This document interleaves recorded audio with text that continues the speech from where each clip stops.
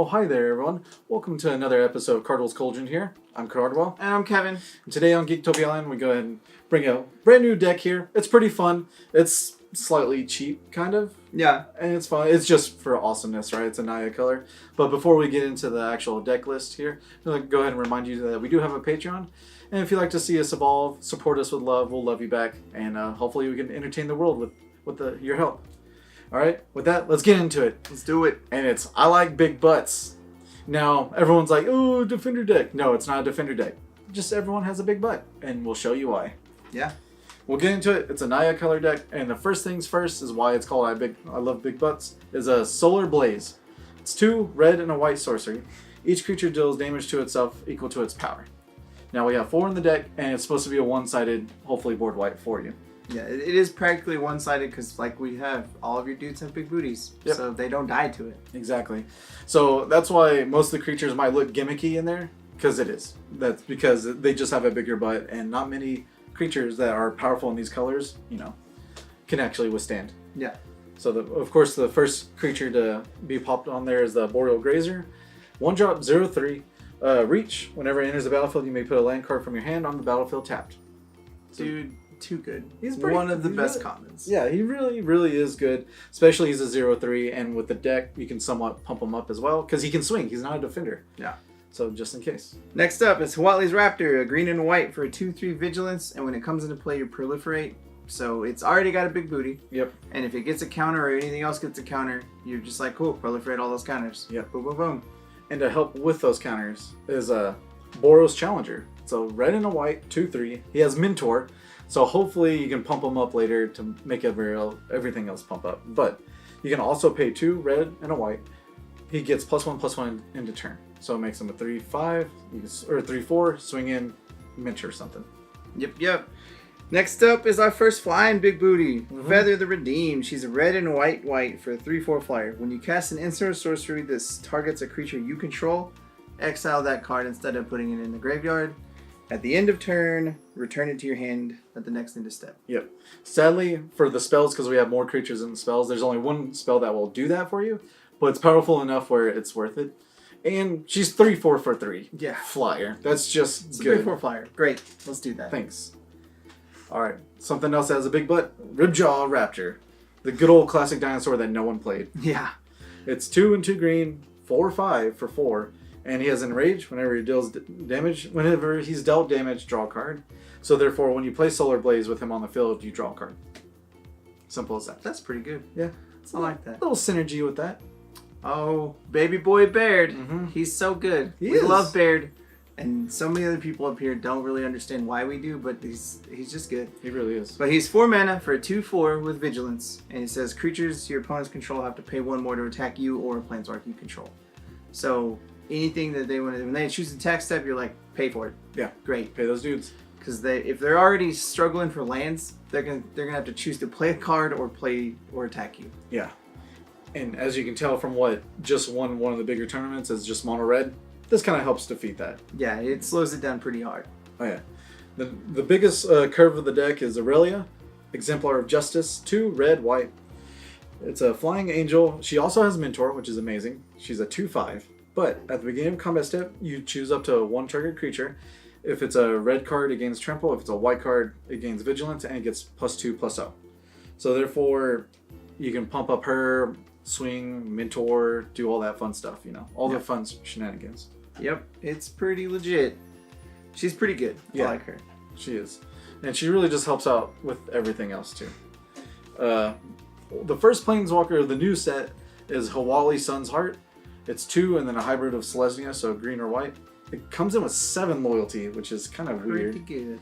Each creature you control assigns common damage equal to the toughness rather than its power. So it's very flavorful for what we're doing.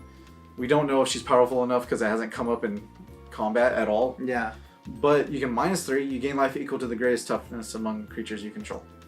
So if anything, you just plop her down, and she's a high alert for these colors, and you just swing in for bigger damage. And you're gaining at least 5 life if you have a Ripjaw or an Aurelia. Yeah, exactly. Why not?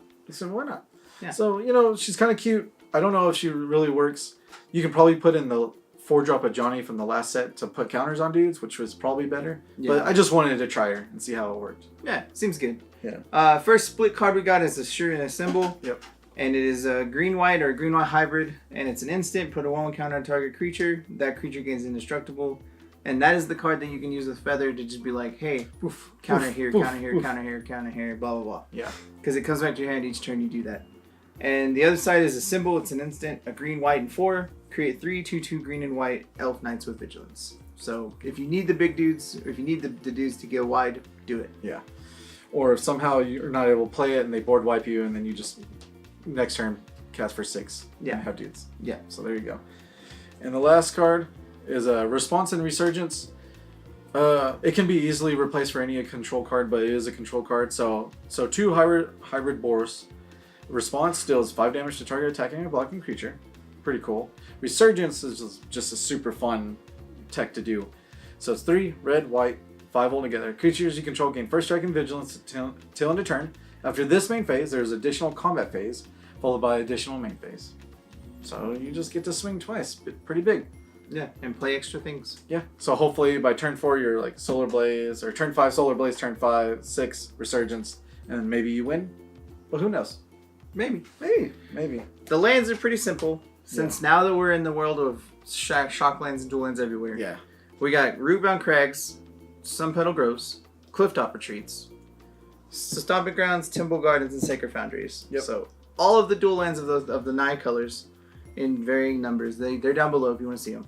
We got 2 plains, a forest, and a mountain. Yep. So pretty simple lands. And you still want the basics because there's a lot of cards that deal with basics right now. Like Assassin's Trophy, Settle the Wreckage, all that kind of stuff. So even if it's only like 2 to 3 basics, you still want them. Yeah, you still at least want one of every color, just in case. Yeah.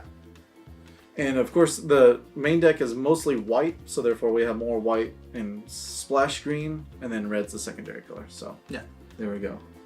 With that, of course, with the meta being so fresh, we don't usually do sideboards, but we do honorable mentions, and the number 1 would probably be Tibalt. He's amazing. He costs 3, 1 red and 2. Comes with 5 loyalty, and his basic static ability is your opponents can't gain life. So suck it. With absorbs and stuff. It's super good. It destroys a lot of things. His -2 ability though is that he puts out a 1/1 imp creature that when it dies deal 1 damage to any target. And that's actually pretty relatively good too, just because it turns that dude into a kill 2/2. Yeah. And there's a lot of really good 2/2s that you should be like, no, die. Yeah, get out of here. Just die. Or ping your planeswalker, or just it's just really good. I really do like Tibalt, and I think he's one of the best sideboard cards right now. Agreed. Just because of what he says about the players can't gain life, or opponents can't gain life. Yeah. Because like we said, Absorb gains life. Ajani's Pridemate's all about gaining life. The new Ajani is ridiculous if he gets to be in play for any time of time. Yeah, exactly. Sorin makes your things gain life, and both of them are seen play everywhere. So it's just takes care of that. He just eliminates everything, and especially since you're like tempo to mid range, you can't afford them gaining life at all. Yeah, not at all. With that, hopefully you enjoy this silly fun deck. I might try to get serious next time, but we'll see. There's so many fun combos to do. Oh yeah. And with that, the deck list will be down below. And hopefully you enjoyed your stay here at Geektopia Island. Goodbye. Later. Also, guys, just remind y'all to hit that like button, subscribe to our channel, and if you want to keep up to date on all the future content, make sure you click that bell. It'll give you all the notifications you need. With that, we'd like to go ahead and give a big thank you to all our fans that support us through the year, and especially our Patreon support people. We do like to give a shout out to our Mythic and Above supporters, and that would be Dwayne Higgs. Thank you very much. We love you.